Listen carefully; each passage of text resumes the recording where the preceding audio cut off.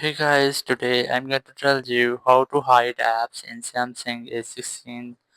If you want to hide your apps in your Samsung A16, so you just have to open your settings, then go for home screen, and here just go for hide apps on home screen and app screen, and here just select the app which you want to hide. I'm going to hide Chrome, camera, calendar, calculator. Select done from here.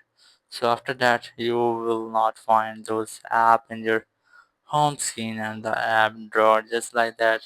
So now let's see how can we get it. We just have to open your settings, go back, go for main settings, open apps, and here just open the app which you have written. As I have Chrome, open Chrome, and here select open to open your Chrome app. So that's how you can easily hide your apps in Samsung A16. Thank you very much for watching the video.